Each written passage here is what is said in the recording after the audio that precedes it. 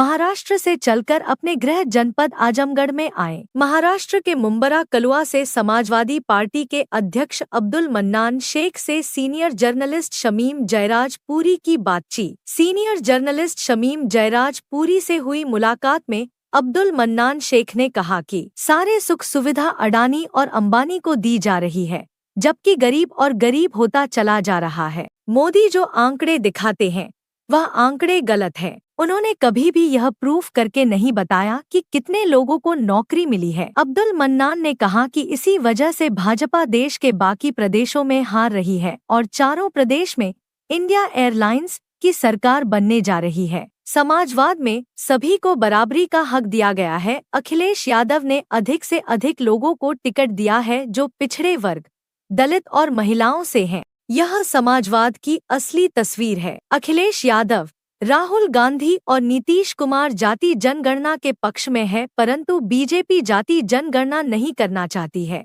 इससे जनता नाराज है और आने वाले समय में महाराष्ट्र में जनता बीजेपी को सबक सिखाएगी। उन्होंने कहा कि लोकतंत्र खतरे में है। लोकतंत्र को बचाने के लिए समाजवादी पार्टी अखिलेश यादव हमेशा खड़े रहेंगे। अखिलेश यादव ने कांग्रेस के साथ मिलकर पीडीए गठबंधन बनाया है जो बीजेपी को रोकने के लिए है। अखिलेश यादव के नेतृत्व में इंडिया एयरलाइंस बीजेपी के बढ़ते कदम को रोक देगी। बीजेपी संविधान में सबको बराबरी का अधिकार देने के बावजूद हिंदू मुस्लिम को लेकर भेदभाव कर रही है। जहां भी बीजेपी की सरकार है वहां जाति धर्म को लेकर अशांति है। दलितों के साथ दुर्व्यवहार हो रहा है। इसके अलावा बीजेपी के राज में नौकरी नहीं है।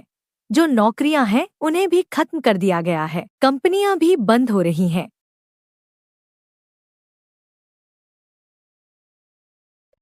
मैं अब्दुल मन्नान शेख, रहने वाला तो मैं आजमगढ़ यूपी से हूँ, लेकिन मुबरा में रहता हूँ। मुबरा महाराष्ट्र में रहता हूँ। मैं कलबा मुबरा विधानसभा समाजवादी पार्टी का वर्तमान में अध्यक्ष हूँ। अबू हाशिम आजमी साहब हमारे महाराष्ट्र प्रदेश अध्यक्ष हैं। उन्होंने तकरीबन 10 महीना पहले मुझे जिम्मेदारी दी और मैं जिम्मेदारी को बखूबी निभाने की कोशिश कर रहा हूँ। आप आजमगढ़ आए, क्या हालात है चुनाव को लेकर महाराष्ट्र?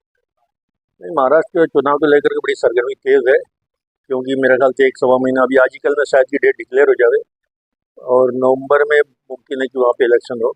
तो सारी पार्टियाँ पूरी जोर आजमाइश में हैं। उसमें इंडिया अलायंस और एक इंडिया अलायंस जो है, दोनों के आपस में लड़ाई है। सरकार रही है जनता की समस्याओं को लेकर नहीं, जो पहले 2.5 साल सरकार थी, उद्धव ठाकरे जो चीफ मिनिस्टर थे, हालांकि उनसे पहले हम लोग ऐसी उम्मीद नहीं करते थे, लेकिन वो 2.5 साल बहुत अच्छी तरह चला। न कभी दंगे फसाद कहीं नहीं, और लोग खुश थे। हालांकि उस पीरियड में कोरोना भी आया, कोविड भी आया, लेकिन उन्होंने संभाल के लिया। उसके बाद की जो सरकार आई, डरा करके बीजेपी के लोगों ने जो सरकार बनाई, लोगों को अपने मिला लिया। उद्धव ठाकरे की पार्टी शिवसेना को तोड़ दिया, एनसीपी शरद पवार के लोगों को, अजित पवार को तोड़ के ले गया। तब से लोग मिलजुल कर गए, तो सिर्फ लूटम लाट किए हैं, सिर्फ पैसे लूट रहे हैं, कोई पब्लिक का काम नहीं हुआ। इसलिए पब्लिक वहाँ की बहुत नाराज है और इनको इलेक्शन में उसका जो है सबक सिखा दी। गलत तरीके से ईडी और आईटी कई लोगों का डर दिखा करके उनको डरा रही, इसलिए इनका कोई विरोध नहीं कर पा रहे, मनमानी कर रहे हैं। मनमानी कर रहे हैं तो इसमें पब्लिक का नुकसान हो रहा है। पब्लिक को जो फायदा मिलना चाहिए वो फायदा नहीं मिल पा रहा है, इसलिए जनता यहाँ की नाराज है। और जनता देख रही है, जनता अभी तक सोच रही थी कि, लेकिन अब देख रही है जो भी इनकी पार्टी से जरा अलग, जो भी इनकी पार्टी के खिलाफ बोलता है, जो भी बीजेपी के खिलाफ बोलता है, उसके पीछे ईडी पहुंच जाती है। इसलिए जनता समझ रही है। जी नहीं, लोकतंत्र तो बड़े खतरे में। लोकतंत्र इसलिए, लोकतंत्र को बचाने की लड़ाई इंडिया अलायंस लड़ रही है, उसमें हमारी समाजवादी पार्टी भी है और अखिलेश यादव सबसे बढ़ चढ़ कर हिस्सा ले रहे हैं। और आपने देखा होगा कि यूपी से ही जो है वो जो है अलायंस शुरू हुआ था। अखिलेश यादव ने आगे बढ़ करके कांग्रेस के साथ अलायंस किया, उसके बाद लोग आते गए और एक कारवां बना और बीजेपी को रोकने का काम किया। और रोक का फायदा हुआ कि आज वो बोर्ड की जो बिल आई है, आज तक जितनी बिल आती है सब पास हो जाती थी। ये पहली बिल है जिनको वापस लेना पड़ा। क्या कहना है? संविधान भी खतरे में, संविधान को मानते नहीं है। संविधान को बीजेपी मानती नहीं है। बोलने को तो अम्बेडकर साहब का नाम लेती है, लेकिन संविधान को नहीं। अगर संविधान को मानती तो लोकतंत्र बहाल होता, लोकतंत्र को खतरा नहीं होता। संविधान को नहीं मानती, इसलिए हम लोग बोल रहे हैं कि लोकतंत्र खतरे में। संविधान क्या, सबको बराबरी का हक दिया। हिंदू मुस्लिम सिख ईसाई सब अपने ढंग से रहें, अपने मजहब के हिसाब से रहें। आज देखिए कहीं भी किसी को मार दिया जा रहा है मजहब के नाम पे, किसी को जात के नाम पे मारा जा रहा है, चाहे दलित हो मुसलमान हो, तो सताया जा रहा है। यूपी में तो बहुत है, पूरे हिंदुस्तान में जहाँ भी इनकी सरकार है वहाँ जात बिराई, चाहे मध्य प्रदेश हो, अभी राजस्थान भी आ गया है, उत्तर प्रदेश है। उत्तर प्रदेश में तो यहाँ तक कि दलितों के साथ जितना दुर्व्यवहार हो रहा है कि कहा नहीं जा सकता। और यहाँ तो एक तरह से अभी बात चल रही ठाकुर लाभी, ठाकुरों को खाली चलती, बाकी ब्राह्मण वगैरह सब तरह से। नौकरी को लेकर नौकरी कहाँ इनके राज्य में?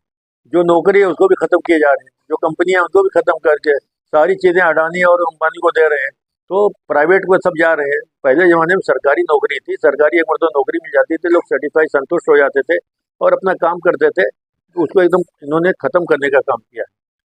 ये जो आंकड़े दे रहे हैं नौकरी के रोजगार के बीजेपी सरकार ने, ये बिल्कुल गलत आंकड़े हैं। जब इन्होंने आया था तो उन्होंने हर साल जो है मोदी जी ने कहा था हर साल 2 करोड़ लोगों को, नौजवानों को नौकरी देंगे, लेकिन आज तक नहीं बता पाए कि 2,000 लोग को दिए कि नहीं दिए।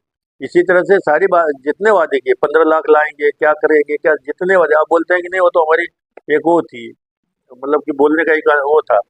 तो मान लीजिए सारे जो भी वादे किए, इसीलिए तो आज जो वादा कर रहे हैं तो पब्लिक मानती नहीं, और हर जगह हार रहे हैं। आप देखिए आज 4 जगह, 4 प्रदेश में चुनाव होने वाला, 2 जगह होने वाला है, 2 जगह चल रहा है। कश्मीर में आज हो गया, खत्म हो गया। हरियाणा में 4 तारीख को हो रहा है। लेकिन जो रिपोर्ट आ रही है, मीडिया की जो एग्जिट रिपोर्ट आ रही है, सारी रिपोर्टें आ रही हैं कि बुरी तरह से 4 प्रदेश हार रहे हैं और ये जमीन के पैर से खसक गई है। आज इलेक्शन चल रहा है हरियाणा में और अमित शाह दौड़ रहे हैं महाराष्ट्र में, क्योंकि हरियाणा तो इनके उससे निकल गया है हाथ से, और ये भी महाराष्ट्र भी निकलने वाला है और झारखंड भी निकल जाएगा। क्या रिजल्ट आ रहा रिजल्ट आएंगे, चारों जगह इंडिया अलायंस की सरकार बनेगी। है? जो पीडीए परिवार है आपका, जी जी। पीडीए को लेकर क्या, पीडीए को तो अखिलेश यादव ने कहा कि सबको बराबरी का हक मिलना चाहिए, और समाजवाद वही असल समाजवाद है। समाजवाद में कि हर आदमी को पूरे समाज में समानता होनी चाहिए, चाहे दलित हो, चाहे मुसलमान हो, चाहे अपर कास्ट का कोई भी, सबको समान अधिकार मिलना चाहिए। पीडीए में उसी, और आपने देखा होगा कि पीडीए में ज़्यादा से ज़्यादा लोगों को अखिलेश जी ने, राष्ट्रीय अध्यक्ष ने टिकट दिया, जो बैकवर्ड क्लास के थे, जो दलित थे और इसीलिए उसका नतीजा भी आज निकला कि आज सरकार को रोकने का काम किया। जाति जनगणना की बात अखिलेश यादव जी कर रहे हैं, राहुल गांधी जी कर रहे हैं, नीतीश कुमार भी जो उनके साथ है वो भी कर रहे हैं, लेकिन सरकार नहीं चाहती। सरकार क्योंकि इनका जो दूसरे ने उनका हक मार रही है, एक का हक दूसरे को दे रही है। अगर जाति जनगणना हो जाएगी तो जिस परसेंटेज के हिसाब से जो रेशियो है उसके हिसाब से उनको नौकरी देना पड़ेगा, उसके हिसाब से। आज आप देख रहे हैं दलित को कहीं नहीं, राहुल गांधी चिल्ला रहे हैं कि 3% लोग भी नहीं IAS वगैरह में उनको जगह मिलती है, तो उनका हक जो है बड़े लोग, अपर कास्ट के लोग लड़ रहे हैं, जो बीजेपी को जानने वाले, मानने वाले, जो बीजेपी जिनको चला रही है। इसलिए चाह रहे हैं कि जनगणना और उनका पूरा सबको बराबर का अधिकार जो है मिलना चाहिए।